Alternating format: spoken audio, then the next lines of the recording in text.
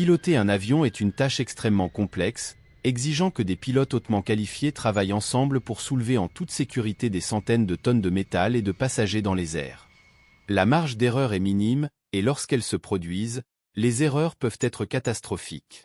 Cependant, lorsque tout se passe bien, cette complexité ressemble à une horloge, chaque composant se reliant parfaitement pour permettre le vol. L'histoire du vol coréen 8509 est un récit sombre et complexe, où les engrenages impliquent des aspects psychologiques, technologiques et culturels. Lorsque le mécanisme de ce vol a échoué, quelques secondes seulement après le décollage le 22 décembre 1999, il a révélé des problèmes profondément enracinés dans l'industrie aéronautique qui devaient être abordés de toute urgence. C'est l'histoire du vol Korean Air 8509. Mais avant de poursuivre notre histoire, veuillez vous abonner à notre chaîne pour atteindre notre objectif de 1000 abonnés. Nous nous efforçons de produire et de vous fournir les meilleures vidéos, alors inscrivez-vous, merci. Il était 7h20 à l'aéroport de Stansted, au nord-est de Londres, tandis que l'endroit se réveillait lentement pour un nouveau jour. À environ 5000 km, à Tachkent, en Ouzbékistan, un Boeing 747 cargo de Korean Air se préparait à partir. À bord, il y avait 2 pilotes, un ingénieur de vol et 33 tonnes de fret. L'avion de 19 ans était récemment arrivé de Séoul, en Corée du Sud, et allait maintenant terminer la dernière étape de son voyage au Royaume-Uni. Après avoir reçu un certificat de navigabilité à Tachkent, on s'attendait à ce que le vol se déroule sans problème. Cependant, nous ne raconterions pas cette histoire si tout s'était passé comme prévu. Quelques secondes seulement après le décollage, des problèmes ont commencé à apparaître, et de petites imperfections dans le mécanisme ont déclenché une chaîne d'événements qui entraînerait la chute de l'avion et la mort de son équipage.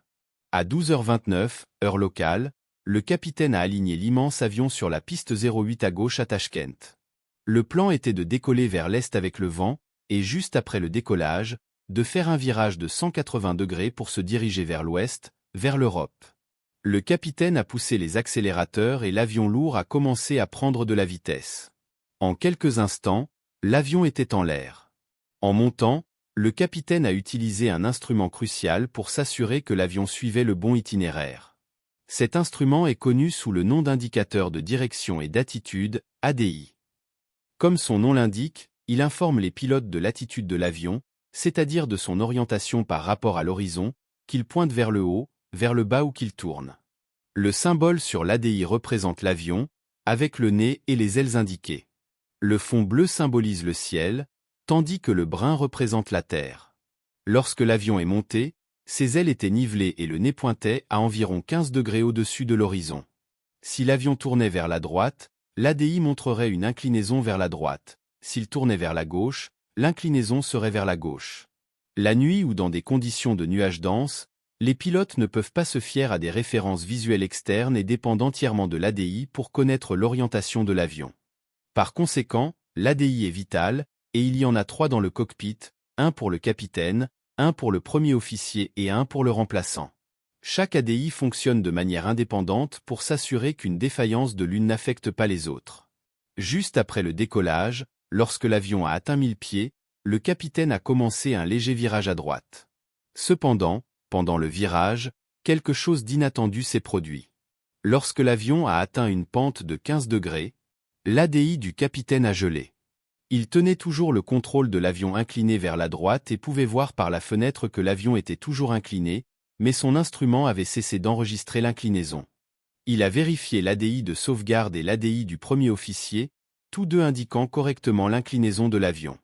Ce n'est pas seulement le capitaine qui a remarqué le problème. L'avion lui-même, qui compare constamment les ADI, a enregistré une divergence entre l'instrument du capitaine et les deux autres, signalant une alerte visuelle sur l'ADI du capitaine et déclenchant un avertissement sonore indiquant un désaccord entre les instruments.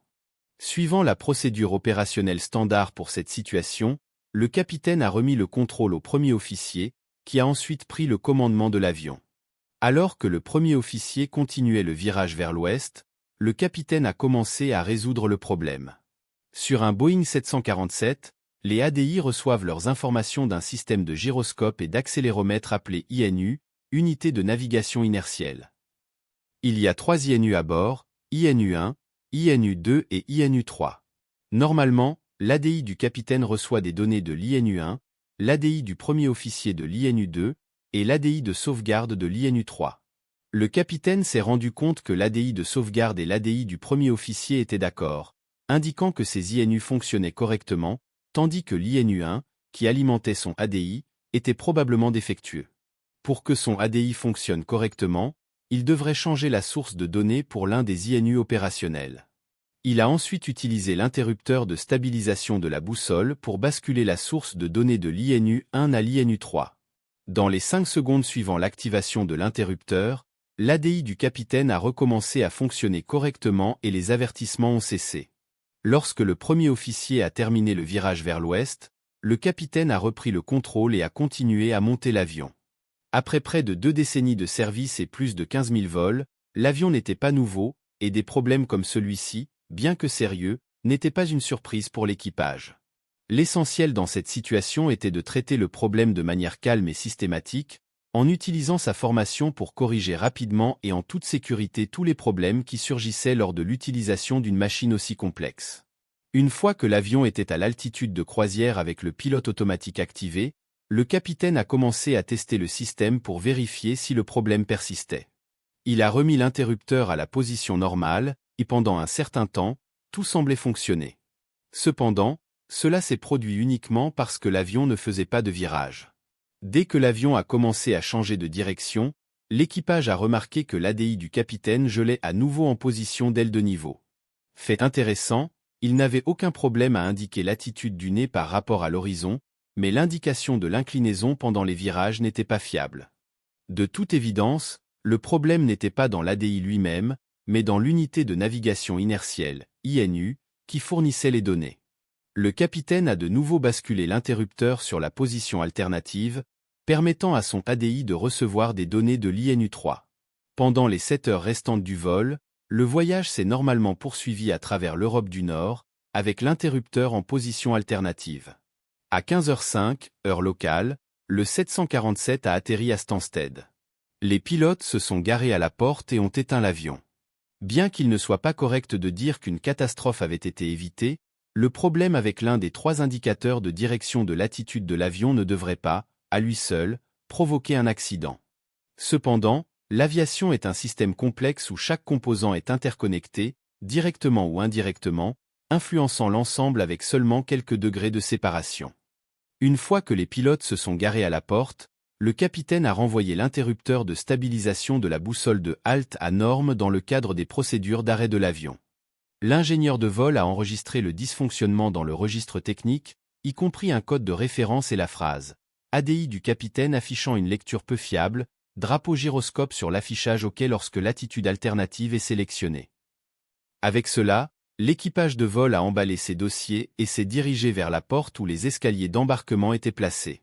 Il passerait la journée à se reposer à Londres, tandis qu'une autre équipe, hébergée dans un hôtel voisin, emmènerait l'avion à sa prochaine destination, Milan.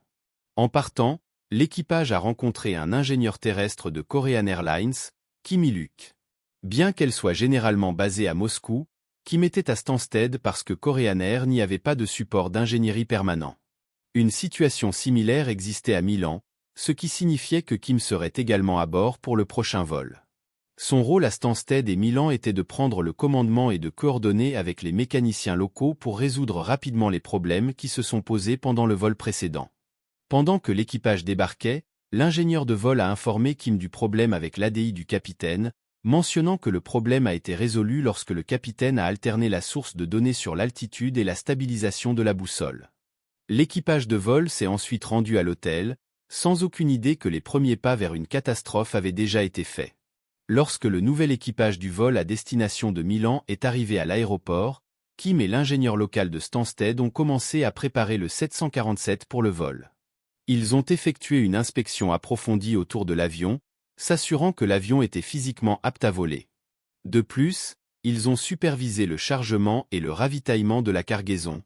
Une fois l'inspection externe et le ravitaillement terminés, Kim et l'ingénieur local se sont rendus dans le cockpit pour résoudre le problème enregistré dans le carnet de bord. C'est là que les problèmes du vol 8509 ont commencé.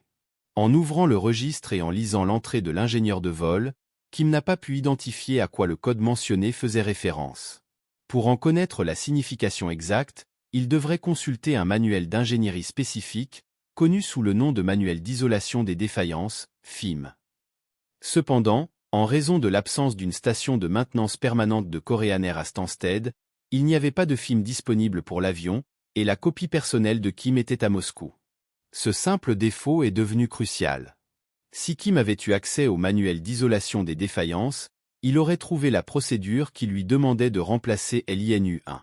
Si cela n'était pas possible en raison du manque de pièces de rechange, il devait maintenir l'interrupteur de stabilisation de la boussole du capitaine en position alternative, comme le capitaine l'avait fait lors du vol précédent. Ne sachant pas ce que signifiait le code, Kim a décidé de suivre la description de l'ingénieur de vol et a commencé à vérifier l'ADI, à la recherche de connexions lâches ou de corrosion. Pendant que Kim y travaillait, le nouvel équipage de vol est arrivé dans l'avion. C'était une équipe expérimentée, dirigée par le capitaine Park Duk-se. À 57 ans, Park avait plus de 13 000 heures de vol, dont plus de 8 000 à la tête d'un Boeing 747. Avant de rejoindre Korean Air, le capitaine Park avait piloté des chasseurs pour l'armée de l'air sud-coréenne. Il n'était pas rare que les pilotes de Korean Air aient une origine militaire, et la carrière du capitaine Park était similaire à celle de beaucoup de ses collègues. Cette culture militaire était profondément enracinée dans Korean Air à tous les niveaux et jouerait un rôle vital dans l'issue du vol 8509. Le premier officier, Yoon Kei-sik, avait 33 ans et était une nouvelle embauche, avec seulement 1400 heures de vol au total, dont seulement 200 sur le Boeing 747. Comparé au capitaine Park, Yoon avait considérablement moins d'expérience. Avant de piloter le 747, il avait accumulé de nombreuses heures sur des avions plus petits, comme le Boeing 737, faisant du jumbo jet une nouveauté pour lui. Bien qu'il soit pleinement qualifié, il s'adaptait toujours aux complexités du 747. L'équipage a été complété par l'ingénieur de vol Parincé, 38 ans, un vétéran avec plus de 8000 heures de vol, dont plus de la moitié dans le 747. Alors que les pilotes se préparaient au décollage, l'ingénieur au sol a déterminé qu'une broche de connexion endommagée était probablement à blâmer pour l'ADI défectueux du capitaine. Avec l'aide d'un ingénieur qualifié, il a réparé la broche et réinséré l'ADI dans le tableau de bord. Après cela, le premier officier a effectué un test sur l'instrument. Il a appuyé sur le bouton de test, et l'ADI a traversé toute son amplitude de mouvement, vers le haut, vers le bas, vers la gauche et vers la droite, tout semblait normal. Le test a également vérifié l'avertissement du comparateur, s'assurant que les ordinateurs détectaient toute disparité entre les instruments du capitaine et du premier officier. Bien sûr, le test a montré que le comparateur fonctionnait. Cependant, pour l'équipage et les ingénieurs, le test a été une perte de temps. Le problème n'était ni dans l'ADI ni dans le comparateur. C'était dans l'INU qui alimentait l'ADI avec des données. Si l'INU fonctionnait correctement, il aurait informé de toute inclinaison de l'avion, mais l'INU était cassé et incapable de le faire. Tout ce que le test a démontré, c'est que l'ADI pouvait se déplacer librement, ce qui était déjà connu. Sans pleinement connaître le problème réel, l'équipage a été induit à un faux sentiment de sécurité. Il pensait que le problème de l'instrument avait été résolu. Avec cela, les pilotes ont fait les derniers préparatifs pour le match. L'obscurité s'intensifiait, et en quelques instants, l'équipage décollerait de Stansted juste avant minuit. L'équipage a terminé ses vérifications et l'avion a été chargé de fret et de carburant, totalisant plus d'un demi-million de livres, dont 68 000 étaient de carburant. Le vol retardé 8509 a finalement été autorisé pour Milan, le voyage devant durer 2 heures. Jusqu'à présent, l'équipage avait perdu son heure de départ d'origine et l'équipe de pushback affectée au vol desservait un autre avion.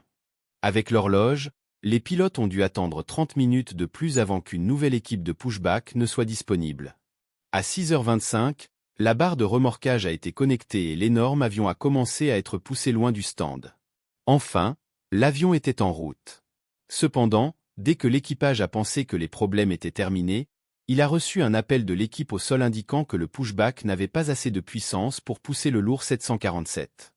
Le 747 se trouvait maintenant entre le stand et la piste de taxi, ce qui rendait impossible pour l'équipage de se rendre sur la piste à partir de la position actuelle. En conséquence, ils ont dû attendre un marche-aller pour guider l'avion, provoquant un autre retard. C'était presque comme si le destin intervenait, essayant d'empêcher l'avion de partir. Mais à 6h25, le vol 8509 a été autorisé à rouler jusqu'à la piste 23 à Stansted. En ce qui concerne l'équipage, l'horloge courait lentement, et il n'avait aucune idée que le problème qui se rôde était beaucoup plus grave et n'avait rien à voir avec l'instrument défectueux, les retards ou la météo. Après tous les retards et les problèmes de pushback, le capitaine Park devenait impatient. Pendant les transmissions pour le contrôle du trafic aérien, le capitaine a commencé à gronder Yoon avec intensité, montrant son mécontentement quant à la façon dont il gérait les communications radio. Park a déclaré « Assurez-vous de comprendre clairement ce que le contrôle terrestre communique avant de répondre, vous enfreignez les procédures opérationnelles standards de l'aviation coréenne. » Ensuite, Park a pris le contrôle des communications radio pendant que l'avion taxiait, éloignant Yoon du circuit et assumant la plupart des responsabilités dans le cockpit. La dynamique de l'équipage était loin d'être collaborative. Pendant le taxi, lorsque le contrôle du trafic aérien a contacté l'avion et que le premier officier n'a pas répondu, le capitaine a réprimandé Yoon pour son manque de réponse, créant une situation dans laquelle il était condamné peu importe ce qu'il faisait. Cet environnement de travail défavorable reflétait l'attitude autoritaire de Park envers son premier officier inexpérimenté, et représentait un exemple clair de la culture de la distance hiérarchique prédominante dans la société sud-coréenne en 1998. Cette année-là, un groupe de pilotes néo-zélandais a effectué un audit de sécurité chez Korean Air.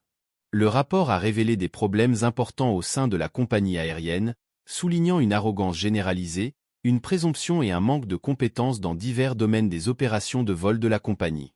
Entre 1970 et 1999, Korean Air a été confronté à 16 incidents et accidents qui ont entraîné près de 700 décès. Le rapport a indiqué que la culture organisationnelle de la compagnie aérienne, profondément influencée par la culture nationale sud-coréenne, a joué un rôle important dans ces événements. Cette nuit-là, alors que le vol 8509 roulait sur la piste, les aspects les plus négatifs de cette culture étaient clairement évidents.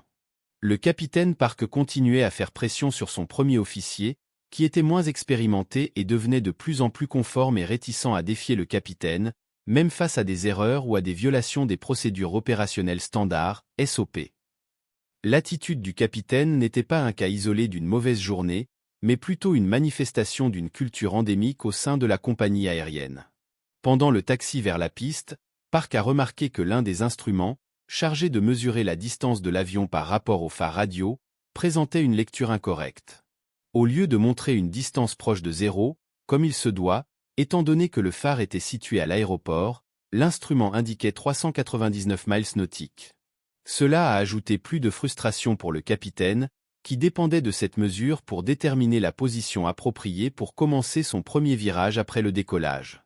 Le manque de précision de l'équipement de mesure rendait difficile de savoir quand faire la courbe correctement. Le capitaine était particulièrement préoccupé par ce problème car il y avait un programme de surveillance du bruit en cours autour de l'aéroport. S'il s'écartait du routage de départ désigné, cela pourrait entraîner une plainte de bruit qui se reflèterait négativement sur lui auprès de ses supérieurs en Corée. Cependant, il y avait une solution simple au problème. Selon les graphiques de navigation, il était possible d'utiliser un autre phare pour orienter la courbe. Selon la position de l'avion par rapport au nouveau phare, le capitaine pourrait commencer le virage dès qu'il était aligné dans une certaine direction.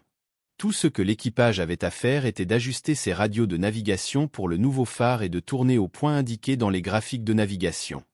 Dans un environnement de travail plus positif, le premier officier l'aurait peut-être suggéré, mais étant donné le climat tendu jusqu'à ce moment-là, il était peu probable que le capitaine soit réceptif à la suggestion de l'officier à mesure que l'avion approchait de la piste.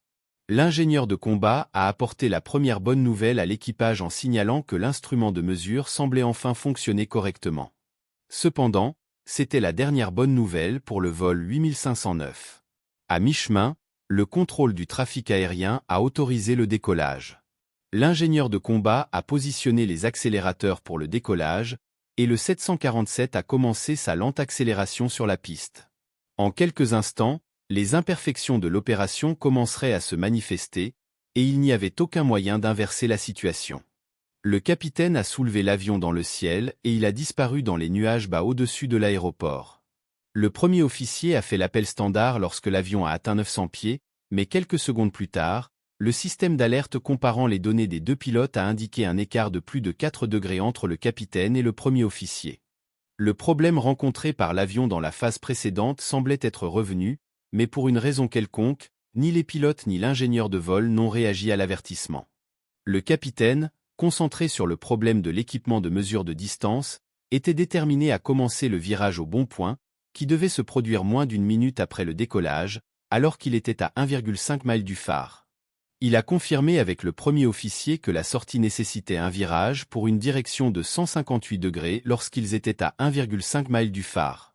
L'alerte de divergence a de nouveau sonné pendant une seconde, mais l'équipage n'a pas répondu à l'avertissement. L'attention était complètement tournée vers le point de départ de la courbe, et le moment crucial approchait. Le capitaine a recommencé à faire le virage à gauche, et le système d'alerte aux écarts a été activé. Après quelques secondes, les pilotes ont désactivé l'avertissement mais n'ont pas enquêté sur la cause du problème.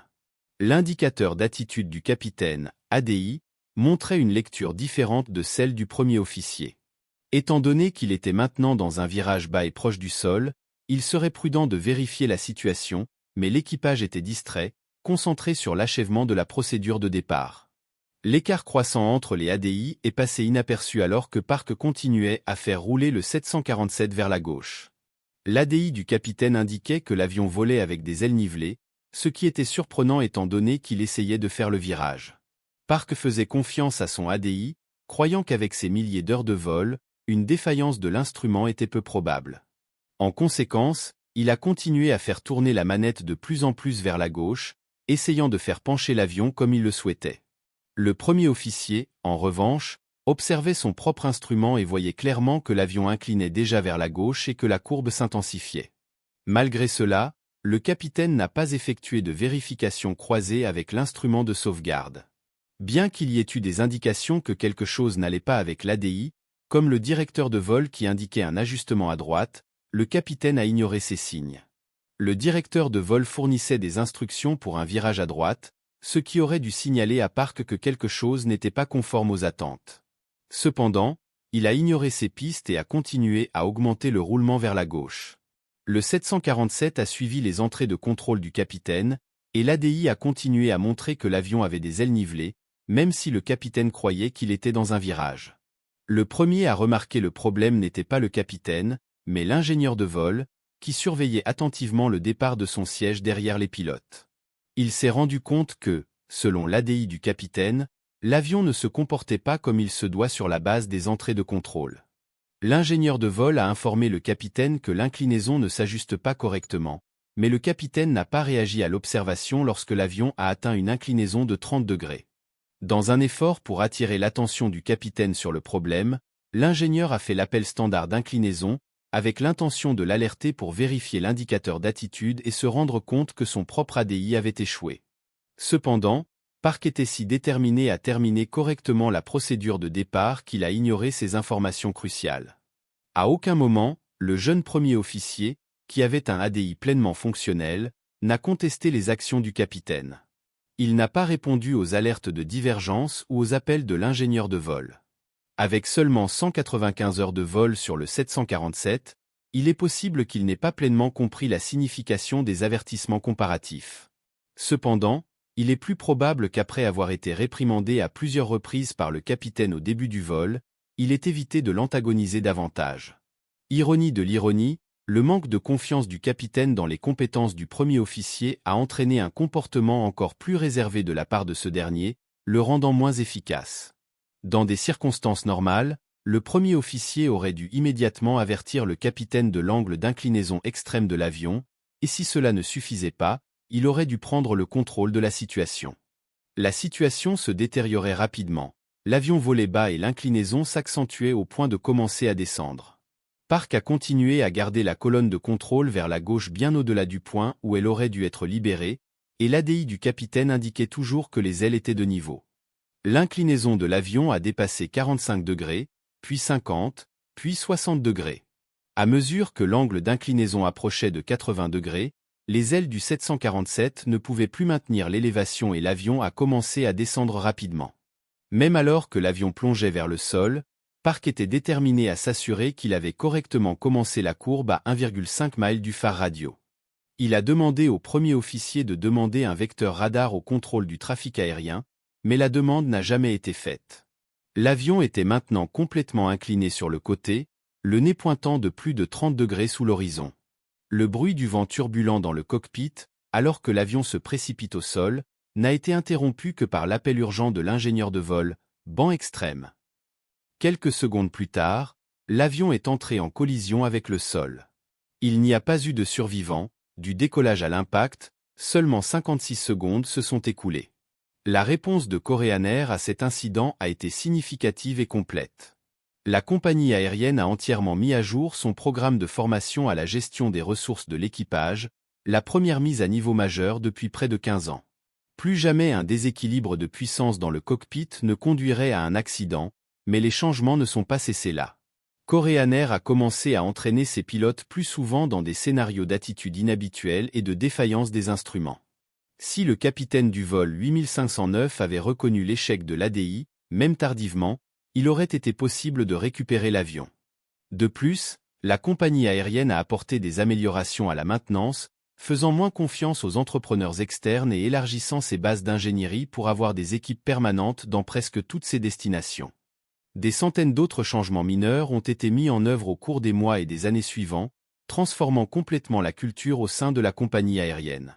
En 2024, marquant le 25 anniversaire de la perte du vol 8509, ces changements ont contribué à ce qu'au cours de ces 25 années, aucun autre avion Korean Air n'ait été impliqué dans des accidents mortels. Cette tendance se reflète également dans l'industrie dans son ensemble, ce qui démontre que l'aviation reste de loin le moyen de transport le plus sûr.